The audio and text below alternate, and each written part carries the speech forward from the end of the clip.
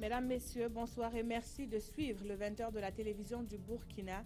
Au menu de votre journal ce soir, la SCE dénonce des manquements dans la gestion des deniers publics en 2014.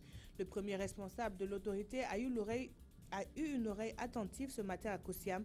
Le chef de l'État a d'ores et déjà annoncé que les auteurs devront répondre de leurs actes devant la justice burkinabé. Eux également devront se préparer à cela. Ils ont été interpellés à Banfoura alors qu'ils acheminaient près de 70 kg d'ivoire. Les douaniers de la région de l'Ouest ont présenté la saisie ce matin à la presse. Elle est composée de plusieurs défenses d'éléphants. 2 années et plus de 11 000 morts après, c'est officiellement la fin de la maladie à virus Ebola en Afrique de l'Ouest. L'OMS a décrété que cette partie du continent a enrayé toutes les chaînes connues de transmission du virus à fièvre hémorragique. Tout d'abord, cette tradition sacrifiée ce matin à Kossiam, le président de la SCE est allé remettre son rapport d'activité au chef de l'État. Ce dernier lui a donné carte blanche pour que les auteurs de malversations mentionnés dans ce rapport soient traqués. Roger Cam, Godefroy Bazier, reportage. Un chiffre pour résumer ce rapport. 821 738 789. Le montant des malversations constatées lors des contrôles effectués par l'ACE en 2014. Et les manquements se situent à plusieurs niveaux. Première tare qu'il faut souligner, c'est l'absence de pratiques institutionnelles. Notre administration est férue de textes, mais les pratiques sont en dehors des textes. Deuxièmement, l'État a créé plusieurs fonds, mais ces fonds fonctionnent selon des critères qui sont vagues et imprécis, ce qui donne lieu à des favoritismes, du clientélisme, à de la corruption. Les marchés publics deviennent des lieux où les textes ne sont pas respectés, l'exécution physique est mal faite et l'exécution financière laisse à désirer. Les nouvelles autorités burkinabées qui ont déclaré une tolérance zéro à la corruption et au détournement ont promis de sanctionner tous les auteurs de malversations constatées. Le président comme le Premier ministre ont montré leur adhésion à ce que nous leur avons proposé et ont précisé de manière claire que tous ceux qui sont mis en cause dans les rapports de l'ASE feront l'objet de mesures administratives en attendant que la justice donne sa décision. Les détournements, loin de perdre du terrain, gagnent en intensité, d'où la pressante recommandation du contrôleur général de l'autorité supérieure de contrôle d'État, construire au plus vite une chaîne pénale spéciale pour le traitement des crimes économiques. Sur 48 dossiers transmis depuis plusieurs années à la justice, un seul a été jugé en 2014. Une autre matinée studieuse à l'Assemblée nationale. Les membres des commissions générales ont été désignés, ainsi que ceux des parlementaires communautaires. Il s'agit notamment de l'Union interparlementaire, du Parlement de l'UMOA et de celui de la CEDEAO. Le point avec Yacouba Gamene et Kadi Sanogo. C'est par acclamation que les députés ont désigné ce matin les membres qui devront les représenter aux 6 commissions générales de l'Assemblée nationale. Quelle peut être l'importance de ces commissions pour les représentants du peuple? Ces commissions sont des commissions qui préparent avec les députés à l'élaboration de la loi. Ce sont ces commissions qui entendent le gouvernement, qui posent des questions, qui améliorent, qui font les amendements avant que la loi ne vienne en plénière. Après la désignation des membres des commissions générales, les élus présents ont donné leur quitus pour la désignation des représentants des parlements communautaires qui devra se poursuivre au sein des groupes parlementaires. Au nombre de 8, on peut citer entre autres l'Union interparlementaire, le Parlement de l'UMOA, le Parlement de la CEDEAO et l'Assemblée parlementaire de la francophonie. Notre pays prône l'intégration pour ce qui est des parlements africains et nous appartenons à l'Union africaine, nous appartenons à la CEDEAO, à l'UMOA. Il est défini dans ce cadre des politiques. Et ces politiques doivent quand même avoir l'aval des différents parlements. Donc il est important que nous soyons là où on définit ces politiques communautaires. Somme toute, comme l'a rappelé le président de l'Assemblée nationale, les parlementaires burkinabés ont intérêt à participer aux autres parlements communautaires pour mieux défendre la position du pays et les actions qu'il mène au profit des populations. On en vient à cette saisine. 69 kg d'ivoire d'éléphant ont été interceptés par la Direction régionale des douanes de l'Ouest. Le véhicule transportant les ivoires est immatriculé dans un pays voisin, expliquent donc les douaniers, et les suspects devront s'expliquer sur la provenance et la destination exacte de ces défenses d'éléphants. Explication Idrissa Warga, Moumouni Barou. L'éléphant fait partie des espèces protégées et pourtant sa survie est de plus en plus menacée. Ainsi, 16 paires de défense d'éléphants d'un poids total de 69,628 kg viennent d'être saisies par la brigade mobile des douanes de Banfora. Cette opération a réussi grâce à un renseignement fourni le 13 janvier et une équipe a donc été dépêchée sur l'axe Pobo-Banfora pour intercepter le véhicule en provenance d'un pays voisin. Alors, 2 colis suspects ont été découverts et alors lors de la découverte, ils ont demandé au chauffeur à qui appartenaient les deux colis. Le chauffeur a tout simplement dit que les 2 colis lui ont été remis à partir de Fada. Il a tout juste dit ce que on lui a dit lors du transport que les colis contenaient une statuette. Évidemment, une telle saisie est une source de satisfaction pour le responsable des services de douane de l'Ouest. Et c'est l'occasion pour lui d'encourager ses hommes à garder la même dynamique. Parce que ils ont montré donc à la face du monde et au Burkina tout entier que la douane, ce n'est pas seulement l'objectif fiscal, mais il y a également beaucoup d'autres objectifs comme l'appui aux autres administrations, comme le commerce, l'agriculture, l'élevage. Pour l'instant, plusieurs suspects dans cette affaire de trafic illicite d'ivoire seraient aux arrêts et les enquêtes continuent pour déterminer la provenance et la destination exacte des défenses d'éléphants. Dans la région du Sud-Ouest, la Direction régionale des douanes fait plutôt face à un important trafic de drogue. En 2015, le poste de douane de Nako a saisi 17 tonnes de cannabis. Pour renforcer les unités de cette direction, du matériel technique y a été acheminé. Le reportage de Ali Sayon et Draman Kaboré. Du matériel logistique pour renforcer les capacités d'intervention des unités douanières de la Direction régionale du Sud-Ouest, l'œuvre est de la coopération française. On s'est rendu compte qu'il y avait de nombreuses saisies de drogue qui venaient notamment du Ghana. Donc l'ambassade de France a souhaité aider les brigades des douanes, aider les bureaux de douane, aider les postes de douane à mieux travailler. Dans ce cadre, on a développé un plan d'action sur 5 pays, incluant le Burkina Faso, et visant à doter les unités de matériel de fonctionnement. En 2015, les éléments du poste de douane de Nako ont saisi 17 tonnes d'herbes de cannabis et 1 tonne 300 dans ce mois de janvier 2016. Et ce matériel vient comme une bouffée d'oxygène, selon le directeur régional de la douane du Sud-Ouest. Nos unités veillent nuit et jour dans le cadre de l'appui de nos administrations en matière de santé publique pour juguler ce phénomène de trafic et de circulation des produits stupéfiants. Grande est notre joie ce matin de recevoir ce matériel qui contribuera sans doute à renforcer les capacités de nos unités en matière de surveillance.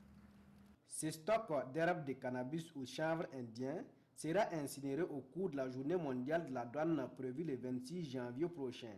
Et la direction régionale de la douane du Sud-Ouest invite donc la population à une franche collaboration afin qu'elle puisse lutter contre les trafiquants de stupéfiants.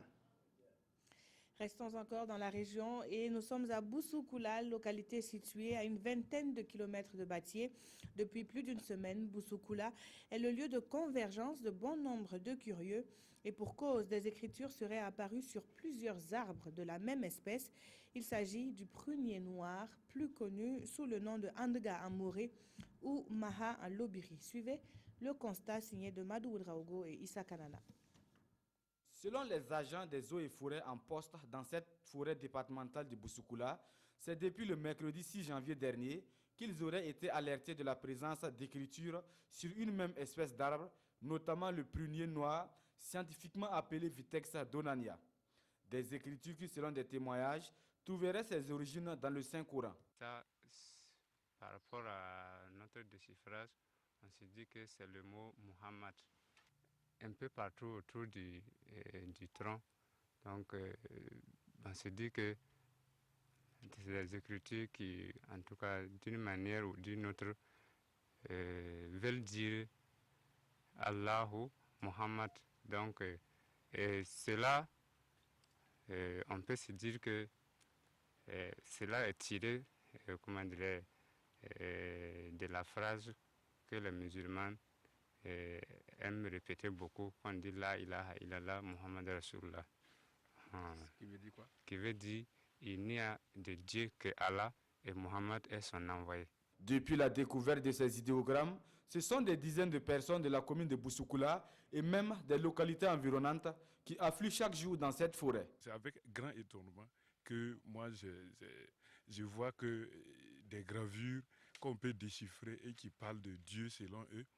En tout cas, c'est très étonnant pour moi. Communément appelé Bahan en Lobiri ou Adga en langue nationale morée, cet arbre, à en croire les agents du service départemental de l'environnement, aurait par ailleurs de nombreuses vertus thérapeutiques. Par exemple, quand on prend les feuilles de l'arbre comme ça soigne la fièvre, les maux de tête. L'écorce également soigne les maux d'estomac, même le rachitisme. Quand on prend les racines aussi, ça soigne même la lèpre. Et pour plusieurs témoins, cette espèce serait également utilisée par les marabouts pour faire de l'encre. Nul doute que la découverte de ce phénomène contribuerait à rendre encore le prunier noir plus mystérieux. Retour à Ouagadougou pour parler accès à l'eau potable, véritable corvée pour certaines populations malgré les efforts entrepris par l'ONEA. Depuis quelques années, en effet, l'Office national de l'eau et de l'assainissement a entrepris de faire des branchements dans les quartiers communément appelés non lotis. Voyons cela dans le détail avec Isaka Oudraogo et Olopoda. L'eau potable dans les zones non loties de Ouagadougou, c'est désormais chose possible. Dans les normes, l'Office national de l'eau et de l'assainissement intervient uniquement dans les zones urbaines et semi-urbaines loties. Mais aujourd'hui, cette vision des choses a connu une évolution. L'ONEA a initié effectivement cette politique pour mettre un système qui s'adapte à ces zones non loties où vous savez très bien qu'il n'y a pas de voies très bien dégagées, il n'y a pas, en tout cas, une urbanisation bien organisée qui permet donc de mettre un système classique. Bissiguen, Nyoko de Zongo, Taptenga et Tourouego sont les zones concernées par ce projet qui a vu le jour en 2010. Et puisque l'ONEA ne peut intervenir dans les zones non loties, décision a été prise de créer des réseaux gérés par des délégataires de services publics de l'eau potable. C'est un opérateur privé que l'ONEA recrute, à qui l'ONEA effectivement facture le volume vendu comme on facture au niveau des bornes fontaines. Voilà.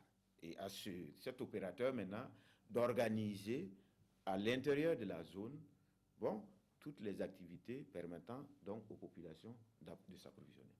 Des bonnes fontaines et des robinets implantés dans les quartiers non lotis à Taptenga, le concept et la vision séduisent plus d'un habitant.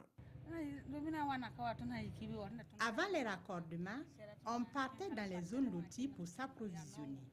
Nous avons maintenant de l'eau à portée de main avec ces branchements. Fini donc la corvée eau ici. Même s'il y a souvent des coupures, nous sommes satisfaits des branchements à domicile. Plus de longue distance et plus question de dormir au bord des bonnes fontaines. Toutefois, certains s'interrogent sur l'avenir de ces investissements. Qu'adviendrait-il en cas de lotissement de ces zones? Sur la question, l'ONEA se veut rassurante. S'il s'avérait effectivement qu'entre-temps, des lotissements interviennent et que ces zones deviennent en tout cas des zones bien aménagées, en ce moment, effectivement, l'ONEA intervient pour densifier le réseau, pour mettre en fait le réseau à niveau. La ressource est disponible, mais c'est la capacité de production qui fait défaut.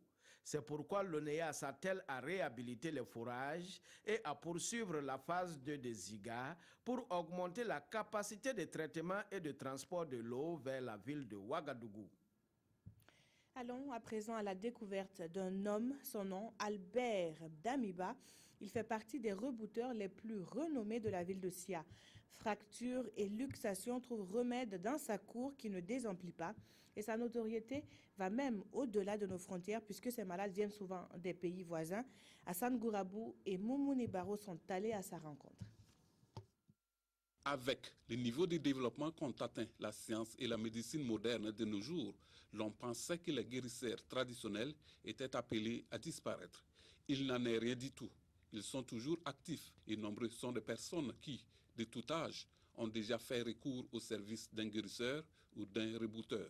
Ainsi, M. Albert Damiba, bien connu du milieu des rebouteurs dans la ville de Sia, reçoit en moyenne par jour une centaine de visiteurs souffrant de fractures ou de luxation. Le médicament là, c'est pas au hasard. Moi, mon papa a né trouvé, c'est son papa font ça. Et son grand frère, lui l'a pris quand nous étions petits. C'est lui qui faisait. Ça là, on a fait ça pour le pauvre, le fracture, pour aider la population.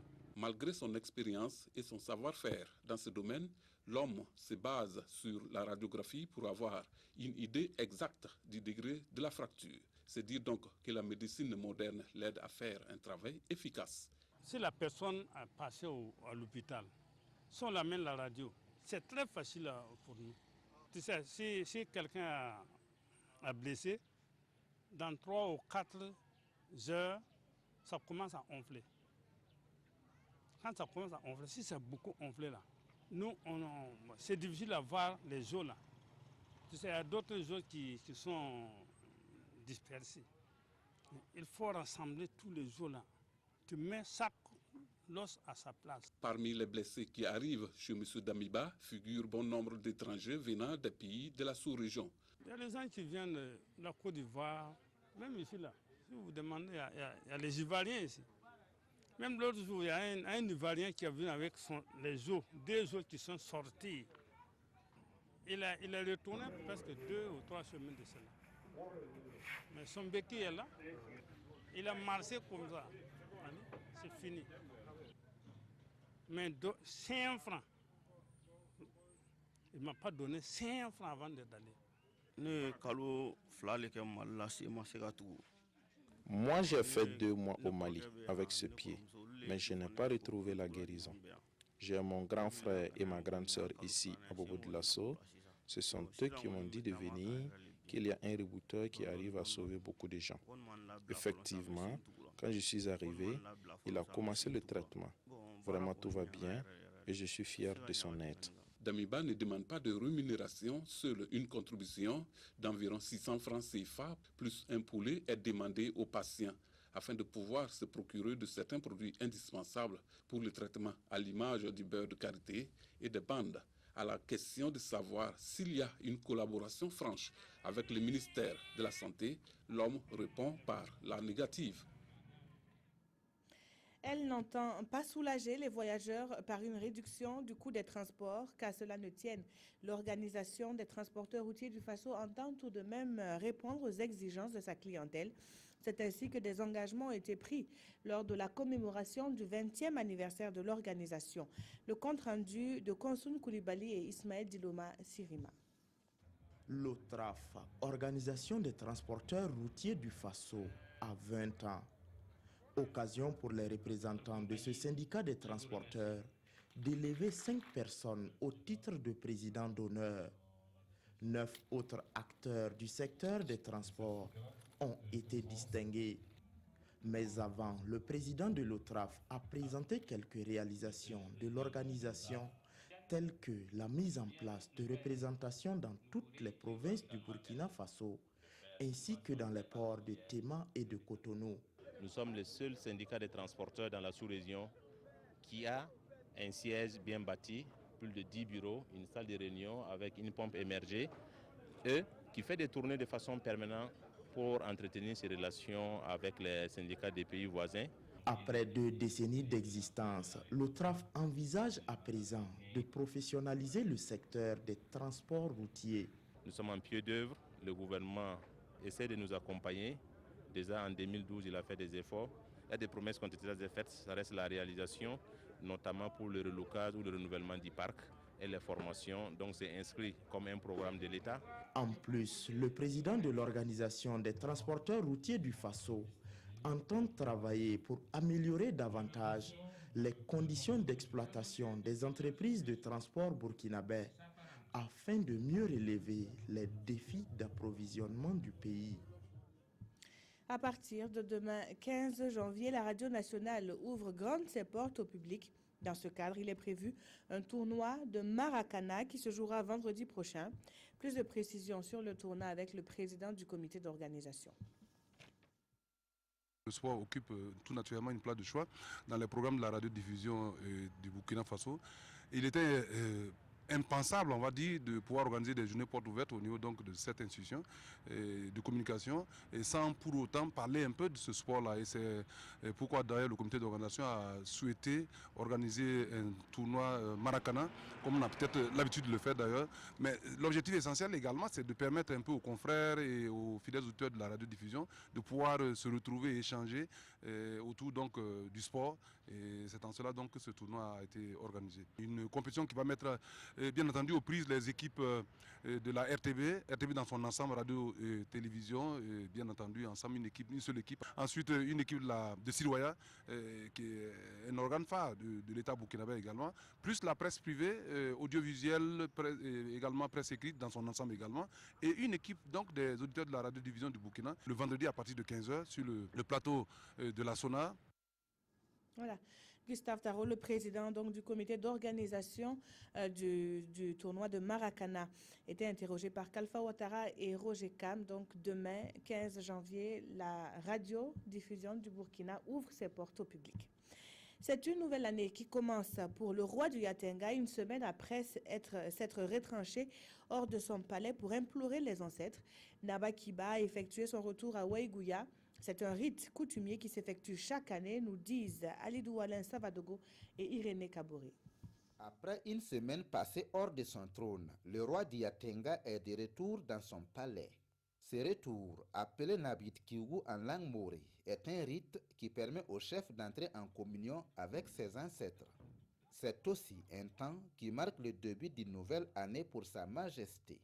C'est un bon temps pour nous, et pour tous les Africains. Je souhaite une longue vie, santé et tout ce que je pense avoir dans leur vie. Qu'ils gagnent, ce que je peux dire pour le peuple qui Yatenga, en particulier tout le Burkina. Pendant cette retraite du roi, ce sont ses ministres qui veillent sur son palais. Et c'est à l'issue de ces rites que le roi, en collaboration avec ses ministres, décide de la date des vœux du nouvel an appelé Napoussoum. C'est une semaine après le retour du roi qu'on s'est réunis pour choisir la date du Napoussoum. Et c'est le Napoussoum qui permet au roi de faire le bilan de l'année écoulée afin de mieux se préparer pour le nouvel an. Sa Majesté est revenue en bonne santé et nous ne pouvons que rendre grâce à Dieu. Après avoir reçu les salutations de ses notables et chefs de canton dans son palais royal, Naba Kiba, 49e roi d'Yatenga, s'est ensuite rendu chez le gouverneur de la région où il a présenté ses vœux de nouvel an. Plus de 2 ans après l'apparition de la plus grave épidémie de l'histoire d'Ebola, l'Organisation mondiale de la santé décrète que l'Afrique de l'Ouest a enrayé toutes les chaînes connues de transmission du virus à fièvre hémorragique. Après la Sierra Leone le 7 novembre, puis la Guinée le 29 décembre, le Libéria vient ce 14 janvier vient donc de passer 42 jours, soit 2 fois la durée d'incubation maximum sans aucune nouvelle infection. Voilà une habitude que les écoliers de Monrovia peuvent désormais oublier, la prise de température obligatoire. Le Libéria est libéré du virus Ebola. En clair, aucun cas d'infection connu des autorités médicales n'est plus recensé aujourd'hui, 6 semaines après la guérison du dernier patient. Mais dans l'esprit des habitants du Libéria, les traumatismes de l'épidémie restent encore bien présents.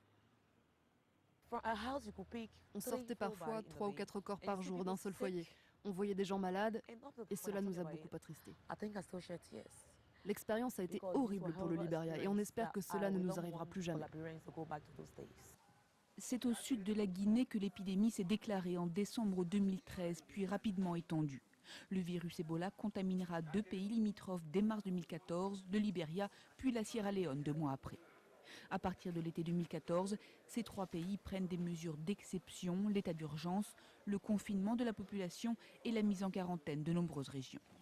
Au Liberia, la fin de l'épidémie a déjà été proclamée en mai puis en septembre, avant des résurgences du virus. La Sierra Leone a été libérée de l'épidémie le 7 novembre et la Guinée le 29 décembre dernier. Cette épidémie d'Ebola fut la plus grave depuis l'identification du virus en Afrique centrale en 1976. Elle a fait plus de 11 300 morts. Ce 14 janvier marque le 5e anniversaire de la révolution tunisienne, date à laquelle le président Ben Ali s'est enfui vers l'Arabie saoudite. Depuis, la Tunisie est en transition démocratique et fait face à une violence terroriste, mais aussi à des exactions policières dénoncées par plusieurs associations. Une révolution, une nouvelle constitution et un prix Nobel de la paix n'ont pas suffi. La confiance entre la population et les forces de sécurité intérieure semble toujours fragile. Héritage de l'état policier de Ben Ali, la torture et la violence policière sont un combat quotidien pour l'avocate Radia Nasraoui. En 5 ans, l'organisation contre la torture en Tunisie a enregistré plus de 500 plaintes, dont une 50aine sur les 4 derniers mois.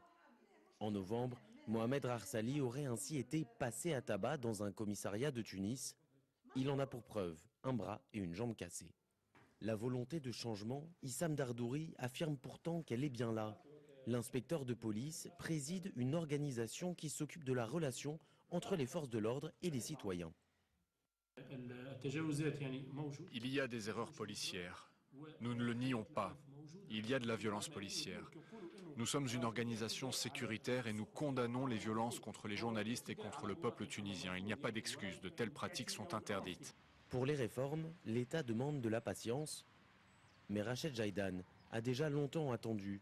Emprisonné et torturé pendant 13 ans sous Ben Ali, il revient aujourd'hui dans les décombres de la prison du 9 avril. Il revient en boitant et avec une prothèse, souvenir du séjour au pavillon E. En 5 ans de procès, Rached Jaidan a obtenu la condamnation symbolique de Ben Ali. Toutes ses autres plaintes ont été classées. Annoncé très tôt hier, le gouvernement Thiéba fait aujourd'hui l'actualité de tous les quotidiens de la place. La revue de la presse est avec Aimé Solange Guigma. En question dans les colonnes des quotidiens de ce 14 janvier 2016, l'équipe gouvernementale Thiéba 1.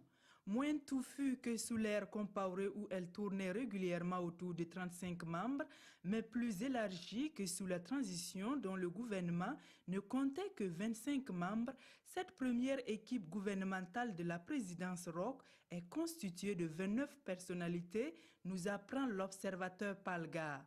Le nouveau gouvernement est composé de 23 ministres, 2 ministres délégués et 4 secrétaires d'État, précise notre temps.